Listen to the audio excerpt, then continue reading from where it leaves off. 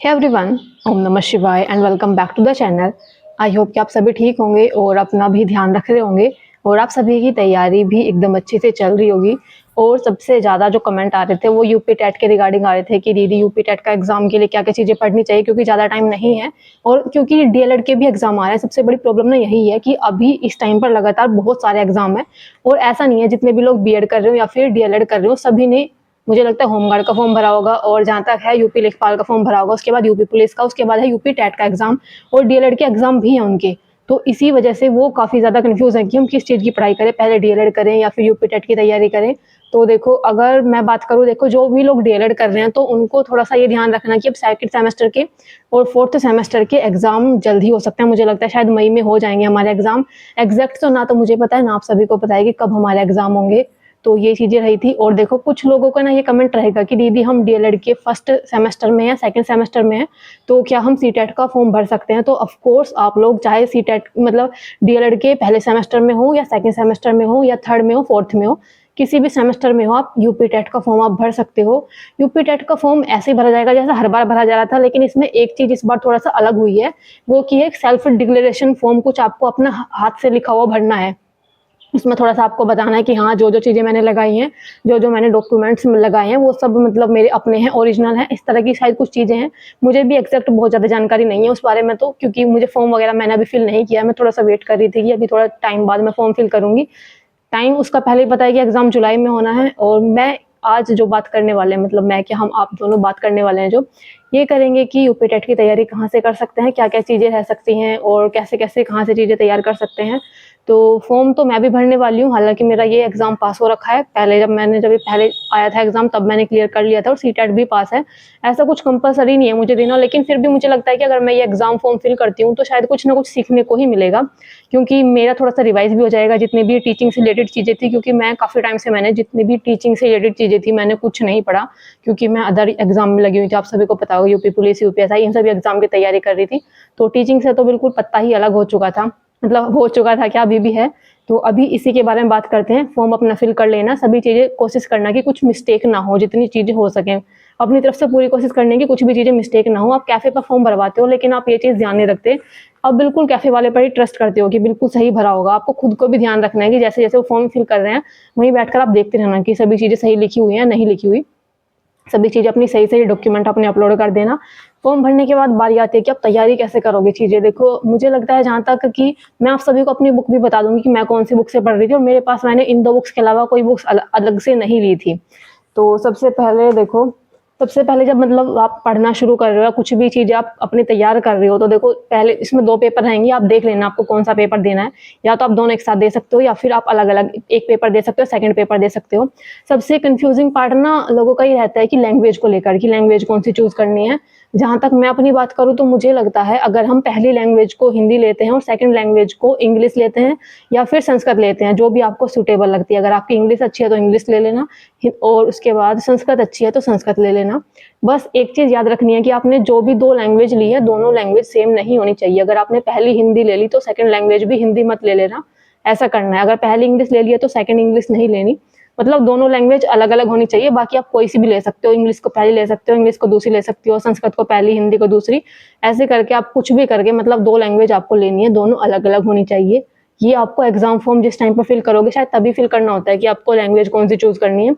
तो ये चीज़ें थोड़ी-सी ध्यान रख लेना, क्योंकि अगर आपने एग्ज़ाम फॉर्म फिल करते टाइम कोई दूसरी लैंग्वेज ले ली और जब आप एग्ज़ाम दे रहे हो वहाँ पर आपने कोई दूसरी लैंग्वेज के मतलब गोले भर दिए, तो वो आपका मिसप्रिंट हो जाएगा, मतलब क्वेश्चन वो आपके ऐड नहीं होंगे, ज़ीरो लिखाएगा वहाँ पर कि आपने कुछ भी अटेम्प्ट नहीं किया। इसलिए जो लैंग्वेज आप वहाँ पर एग्ज़ाम फॉर्म में फिल करोगे वही लैंग्वेज आपको फिर लास्ट तक रखनी है, मतलब वही लैंग्वेज आपको पढ़नी है लास्ट तक। फिलहाल बात करते हैं कि कहाँ-कहाँ से क्या-क्या चीज़ें कर सकते हो। देखो, पढ़ने को तो आप बुक भी ले सकते हो कि आप मतलब जो यूपी टेट की तैयारी करोगे, आपने बुक ले ली अलग अलग से पेडागोजी की या फिर मैथ की। पहली बात तो सब्जेक्ट इतने सारे हैं, मुझे लगता है कि कहाँ तक ही आप इतनी सारी बुक्स लेते रहोगे। और मुझे लगता है यूट्यूब पर बहुत कंटेंट अवेलेबल है, फ्री हैं सभी क्लासेस, मतलब इतने सारे टीचर्स ने फ्री क्लासेस करा रखी है। आप कोई सी भी प्लेलिस्ट उठाकर देख सकते हो, जो भी टॉपिक आपको पढ़ना है, जैसे कि आपको जीन पियाजे के बारे में पढ़ना है, कोई अच्छी सी क्लास आपको चाहिए, तो आप यूट्यूब पर सीधा लिखो कि जीन पियाजे बाय जो भी टीचर्स आप पढ़ना चाह रहे हो। जैसे कि अगर मैं बताऊँ तो मैं ज़्यादातर टीचिंग के लिए मैं 2 ही टीचर्स को फॉलो करती हूँ। एक तो है हिमांशी मैम, जो कि उस पर पढ़ाती हैं लेट्स लर्न पर, और सेकंड है सचिन अकेडमी। ये 2 ही टीचर मतलब 2 ही प्लेटफ़ॉर्म मुझे टीचिंग के लिए ज़्यादा बेस्ट लगते हैं। ये चीज़ें हैं। तो सबसे पहले मैं ना ज़्यादातर लेसन से ही मैंने पढ़ा है, तो वही मैं आप सभी को बताऊँगी। तो सबसे पहले बुक से भी आप पढ़ सकते हो, पर इतनी चीज़ है कि आप जैसे बुक से आप थ्योरी पढ़ोगे तो वो चीज़ें आपको इतना ज़्यादा समझ में नहीं आएँगी, याद नहीं रख पाओगे उन्हें। इसलिए मुझे जहाँ तक लगता है कि जो थ्योरी वगैरह पढ़ना, तो मुझे लगता है यूट्यूब से ही ज़्यादा बेहतर रहेगा। जैसे जीन पियाजे हो गया, वाइगोत्स्की, ये सब आप जितने भी मनोवैज्ञानिकों के बारे में पढ़ोगे, ये सब चीज़ें आप कोशिश करना कि अगर आप ऑनलाइन पढ़ सको तो। मैं नहीं कह रही कि बहुत ज़्यादा आपको ऑनलाइन टाइम वेस्ट करना है, आप थोड़ी-सी स्पीड बढ़ाकर कर सकते हो आराम से, 2x की स्पीड पर भी देख लोगे तो बहुत आराम से चीज़ें समझ आ जाएगी। थ्योरी आप ऑनलाइन कवर कर सकते हो हर सब्जेक्ट की। और यूपी टेट का पेपर ना सी टेट से थोड़ा डिफरेंट होता है, तो आपको थोड़ा डिफरेंट तरीके से ही पढ़ना पड़ेगा। जैसे यूपी टेट की अगर मैं बात करूँ, तो इसमें जो सबसे पहला पार्ट होता है सीडीपी वाला, उसके अंदर सिर्फ पैडागोजी नहीं आती, इसके अंदर थोड़ा-सा ऐसे भी क्वेश्चन आ जाते हैं, जैसे कि ये कथन किसका है, ये किसने कहा था। बुक्स के नाम भी बहुत आते हैं यूपी टेट वाले एग्जाम के अंदर, जबकि सी टेट में बहुत कम आता है, बहुत ही रेयर किसी एग्जाम में पूछा जाता है। सी टेट में बुक्स के नाम नहीं पूछे जाते, और कौन सा सिद्धांत किसने दिया है, मतलब इस टाइप के क्वेश्चन कम बनते हैं। लेकिन यूपी टेट के लिए थोड़ी सी एक्स्ट्रा चीज़ें हमें पढ़नी पड़ती हैं। कौन सा सिद्धांत किसने दिया, कौन सी बुक किसकी है, तो बुक वगैरह भी सीडीपी वाले पार्ट के लिए अच्छे से पढ़नी पड़ेंगी। सबसे पहले थ्योरी आप ऑनलाइन कवर कर सकते हो। सबसे पहले सीडीपी की बात करूँ तो आप वो लेट्स लर्न से कवर कर सकते हो। कोई सी भी प्लेलिस्ट आप डाल देना कि जैसे भी आपको कोई सा भी टॉपिक पढ़ रहे हो कि this topic by Himanshi ma'am या फिर लेट्स लर्न, ऐसे करके आप जितनी भी थ्योरी वाला पार्ट होगा वो आप ऑनलाइन कवर कर सकते हो। यूट्यूब से फ्री बता रही हूँ मैं, ये सभी चीज़ें आप फ्री में कवर कर सकते हो। तो मतलब सीडीपी आप लेट्स लर्न से पढ़ सकते हो। उसके बाद आता है मैथ। मैथ मुझे लगता है सचिन अकेडमी पर विजय सर की प्लेलिस्ट पड़ी होगी, वो सर्च कर लेना आप, मैथ के लिए वो सही है, मैंने भी वहीं से किया था। और इसके बाद बात करूँ ईवीएस, ईवीएस मुझे सही लगता है हिमांशी मैम का पढ़ाया हुआ। ईवीएस के लिए हालांकि यूपी टेट का जो ईवीएस होगा वो बिल्कुल सी टेट से बहुत अलग होगा। सी टेट में सिर्फ एनसीईआरटी का जो ईवीएस में जो 5 थीम है, 6 थीम है, आई थिंक 6 थीम है, उनसे रिलेटेड ही क्वेश्चन बनते हैं। लेकिन इसमें थोड़ा सा जनरल नॉलेज वाली भी ईवीएस आती है, यूपी टेट के अंदर बात कर रही हूँ मैं। तो ईवीएस थोड़ा सा सही से पढ़ लेना। ईवीएस जहाँ तक हो सके तो लेट्स लर्न से पढ़ लेना। और इसके बाद आती है लैंग्वेज की बात। लैंग्वेज भी मुझे सही लगता है हिमांशी मैम की पढ़ाई हुई मुझे लैंग्वेज सही लगती है, चाहे वो हिंदी हो या फिर इंग्लिश हो, दोनों ही लैंग्वेज उन्होंने अच्छे से करा रखी हैं। और यहाँ पर यूपी टेट के अंदर हमें सिर्फ ऐसा नहीं है कि 15 क्वेश्चन लैंग्वेज में, 15 क्वेश्चन पैडागोजी के आ गए और 15 क्वेश्चन जो हो गए उसके आ गए, जो कि होते हैं मतलब 15 क्वेश्चन पैडागोजी के बने होंगे, 15 जैसे गद्यांश से। यूपी टेट में ऐसा नहीं है, 15 क्वेश्चन जो पैडागोजी मतलब बनेंगे, इसमें ना ऐसा रहता है मिक्स। इसमें जैसे कि हिंदी व्याकरण से भी क्वेश्चन बनेंगे, इंग्लिश व्याकरण से भी क्वेश्चन बन जाते हैं, जबकि सी टेट में ऐसा कम देखने को मिलता है। सी टेट में ऐसे अलग से व्याकरण नहीं आती हिंदी, लेकिन यूपी टेट के अंदर हिंदी व्याकरण भी आ जाती है, कि कुछ भी बुक के नाम भी आ जाते हैं कि ये बुक किसकी है, और कुछ भी जैसे कि तद्भव तत्सम, मतलब इस टाइप का जितना भी हिंदी व्याकरण वाला पार्ट होता है वो सभी आ जाता है। तो हिंदी को अच्छे से पढ़ना पड़ेगा यूपी टेट के लिए। सी टेट में थोड़ी बहुत हिंदी से काम चल जाता था, लेकिन यूपी टेट के लिए हिंदी में व्याकरण पढ़नी पड़ेगी, हिंदी की व्याकरण, थोड़ा बहुत साहित्य भी आ जाता है हिंदी के अंदर, जबकि सी टेट में साहित्य बिल्कुल नहीं आता। ये मैं थोड़ा सा डिफरेंस करके आपको बता रही हूँ कि यूपी टेट और सी टेट में डिफरेंस क्या क्या चीज़ें रहती हैं। तो ये है। और ऐसे इंग्लिश के अंदर भी रहेगा, इंग्लिश के अंदर पैसेज तो आएगा ही जो गद्यांश आएगा, और उसके बाद एक पोयम आ सकती है। वो तो दोनों में से डिपेंड करता है कि आपने कौन सी लैंग्वेज कौन सी ली है, उसी के आधार पर आती है वो चीज़ें। तो ये चीज़ें मैंने बता दी। हिंदी और इंग्लिश आप दोनों ही लेट्स लर्न से पढ़ सकते हो, मैम की प्लेलिस्ट होंगी वहाँ से एक बार चेक कर लेना, उनसे पढ़ सकते हो। और अब बचता है कौन सा पार्ट बचा, मुझे लगता है सारे पार्ट कवर हो चुके हैं। मैथ भी हो गया, ईवीएस भी हो गया, हिंदी इंग्लिश हो गई। अब मैं आप सभी को अपने बुक्स और नोट्स बता देती हूँ कि मैंने कहाँ से चीज़ें पढ़ी थी। और मैं फिलहाल तो मैं अभी शुरू नहीं कर रही हूँ कि मुझे यूपी टेट की चीज़ें कहाँ से पढ़नी है, क्योंकि मुझे लगता है कि जब यूपी पुलिस का एग्जाम हो जाएगा उसके बाद ही मैं यूपी टेट का पढ़ना शुरू करूँगी। और मैंने काफ़ी चीज़ें पढ़ रखी हैं, मुझे बहुत सारी चीज़ें अभी तक याद हैं। जैसे मतलब जितने भी मनोवैज्ञानिकों ने जितने भी सिद्धांत दिए हैं, जितनी भी चीज़ें बताई हैं, वो सब मुझे बहुत अच्छे से याद है। क्योंकि मैंने ना क्लासेस हमेशा ऑनलाइन ली थी। ऑनलाइन मैंने 2-3 बार क्लास कर लेती थी, मैं एक ही क्लास को 2-3 बार देख लिया, नोट्स बनाने की भी जरूरत नहीं पड़ी हमेशा, फिर वो चीज़ें टिक जाती थी माइंड में। अगर आपने एक क्लास को 2 बार कर लिया तो वो चीज़ें माइंड में रुक जाती थी। इसलिए मुझे लगता है थोड़ा बहुत अगर मुझे पढ़ना पड़ेगा तो वो सेकंड पेपर के लिए पढ़ना पड़ेगा, फर्स्ट के लिए मुझे नहीं लगता मुझे कुछ ज़्यादा चीज़ें पढ़नी पड़ेंगी अलग से, क्योंकि मैथ नॉर्मल रहती है। और हिंदी इंग्लिश में भी पैडागोजी वगैरह सब कंप्लीट है। और जो व्याकरण वाला पार्ट होगा, व्याकरण मेरी चलती रहती है इधर वाली साइड से, मतलब जो मैं अदर एग्जाम की तैयारी कर रही हूँ, व्याकरण हिंदी इंग्लिश की वहाँ से कंप्लीट हो जाएगी। और पैडागोजी तो मेरा फेवरेट सब्जेक्ट है, तो उसमें तो ठीक नंबर आ जाता है मेरे। बाकी फिलहाल मैं आप सभी को बता देती हूँ मैंने बुक्स वगैरह कौन सी पढ़ी थी। अभी तक मेरे पास ये बुक्स हैं, जब मैंने इनसे एग्जाम दिया था, इनकी हालत देखकर आप बता सकते हो मैंने कितनी बार पढ़ी होगी ये बुक्स।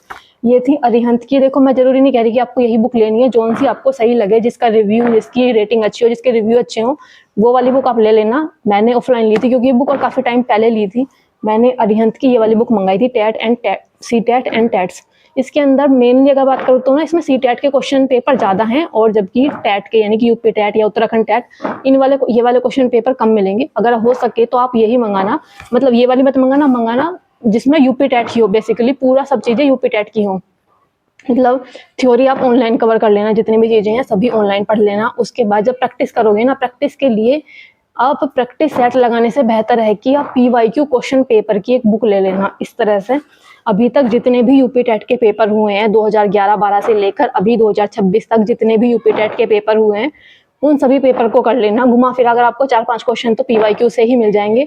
और अगर आप सभी को याद है तो 2021 का पूरा डिट्टो पेपर एकदम same to same previous year question paper बन गया था। इसलिए पीवाईक्यू क्वेश्चन पेपर जरूर करके जाना। कभी कभी ऐसा होता है कि 30 से 40 क्वेश्चन भी मिल जाते हैं, हालांकि वो रेयर है, लेकिन हाँ इतना तो है कि हाँ 5 से 10 क्वेश्चन तो आराम से मिल ही सकते हैं पीवाईक्यू क्वेश्चन पेपर से। इसलिए यूपी टेट के जितने भी पहले पेपर हो चाहे सेकंड पेपर हो, दोनों के ही पीवाईक्यू क्वेश्चन पेपर जरूर करके जाना। अच्छे खासे क्वेश्चन इसमें देखने को मिल जाते हैं पीवाईक्यू से। ये थी मेरी पहली वाली बुक।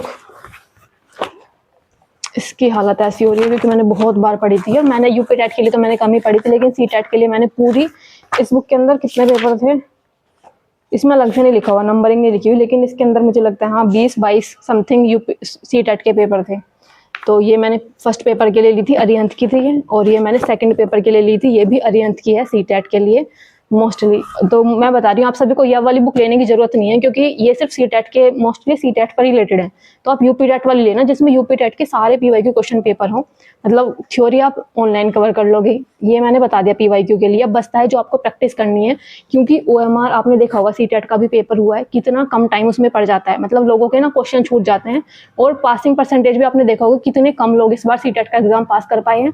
चीजें क्वेश्चन सभी को आ रहे थे, लेकिन टाइम कम पड़ गया था, और टाइम को आपको सही करना है, इंप्रूव करना है, टाइम मैनेजमेंट को सही करना है।